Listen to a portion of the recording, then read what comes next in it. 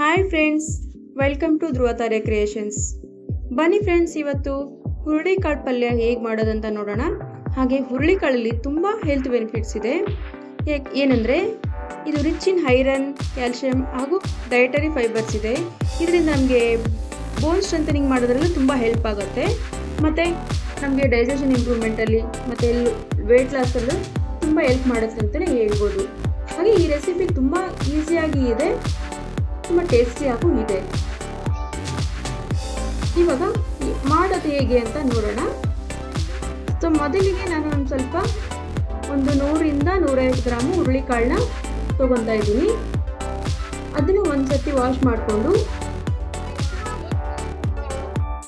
ಅದಕ್ಕೆ 1ರಿಂದ 1.5 ಗ್ಲಾಸಷ್ಟು ನೀರು ಹಾಕಿ 3ರಿಂದ 4 ವಿಸಿಲ್ ಕೂಡಿಸ್ಕೊತಾ ಇದ್ದೀನಿ.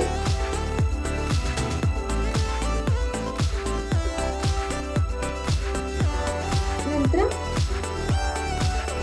ಕಾಳು ಚೆನ್ನಾಗಿ ಬೆಂದಿದೆ ಅಲ್ವ ಅಂತ ಒಂದ್ಸತಿ ಚೆಕ್ ಮಾಡ್ಕೊಳ್ಳಿ. ಕಾಳು ತುಂಬ ಚೆನ್ನಾಗಿ ಬೆಂದಿದೆ. ಈಗ ಒಗ್ಗರಣೆ ಹೇಗೆ ಮಾಡೋದಂತ ನೋಡೋಣ. ಮೊದಲಿಗೆ ಒಂದು ಸ್ಪೂನಷ್ಟು ಎಣ್ಣೆ ಹಾಕೊತಾ ಇದ್ದೀನಿ. ಇದಕ್ಕೆ ಜಾಸ್ತಿ ಎಣ್ಣೆ ಏನು ಬೇಕಾಗಲ್ಲ. ಒಂದು ಸ್ವಲ್ಪ ಸಾಸಿವೆ ಜೀರಿಗೆ, ಸಾಸಿವೆ ಸಿಡಿತಿದ್ದಂಗೆ ಒಂದು ಸ್ವಲ್ಪ ಕರಿಬೇವು, ಹಾಗೆ ಒಂದು ಮೀಡಿಯಂ ಸೈಜಷ್ಟು ಈರುಳ್ಳಿನ ಹೆಚ್ಚಿಟ್ಕೊಂಡಿದ್ದೀನಿ, ಅದನ್ನು ಹಾಕೊತಾ ಇದ್ದೀನಿ. ಈರುಳ್ಳಿ ಹಾಕಿದ್ಮೇಲೆ ಒಂದು ಸ್ವಲ್ಪ ಹೊತ್ತು ಚೆನ್ನಾಗಿ ಫ್ರೈ ಮಾಡ್ಕೊಳ್ಳಿ ಎಣ್ಣೆಲೆ.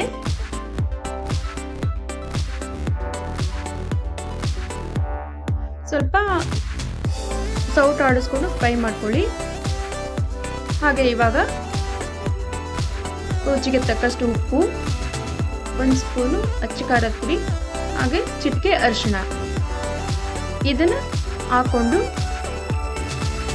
ಸ್ವಲ್ಪ ಎಣ್ಣೆಲೆ ಫ್ರೈ ಮಾಡ್ಕೊಳ್ಬೇಕು.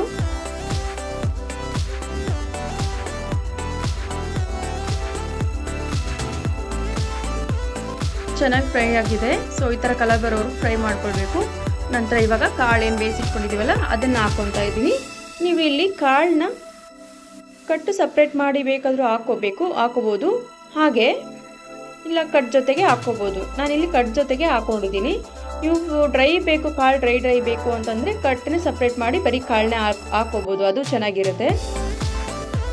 ಸೊ ಎಲ್ಲ ಚೆನ್ನಾಗಿ ಮಿಕ್ಸ್ ಮಾಡ್ಕೊಂಡಾದ್ಮೇಲೆ ಇಲ್ಲಿ 2ರಿಂದ 3 ಸ್ಪೂನಷ್ಟು ಕಡಲೆ ಬೀಜದ ಪೌಡ್ರನ್ನ, ಶೇಂಗಾ ಪುಡಿನ ಹಾಕ್ಕೊತಾ ಇದ್ದೀನಿ. ಇದರಲ್ಲಿ ಹಾಕ್ಕೊಂಡು ಚೆನ್ನಾಗಿ ಮಿಕ್ಸ್ ಕೊಟ್ಕೊಳ್ಳಿ. ಹಾಗೆ ಒಂದು 2ರಿಂದ 3 ನಿಮಿಷ ಬೇಯಿಸ್ಕೊಳ್ಳಿ.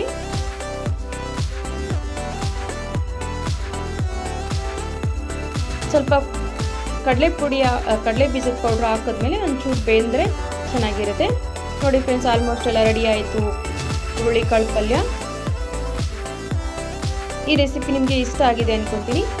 ಇಷ್ಟ ಆಗಿದರೆ ಲೈಕ್ ಮಾಡಿ, ಹಾಗೆ ಕಮೆಂಟ್ ಮಾಡಿ, ನಿಮ್ಮ ಫ್ಯಾಮಿಲಿ ಮತ್ತು ಫ್ರೆಂಡ್ಸ್ ಜೊತೆಗೆ ಶೇರ್ ಮಾಡಿ.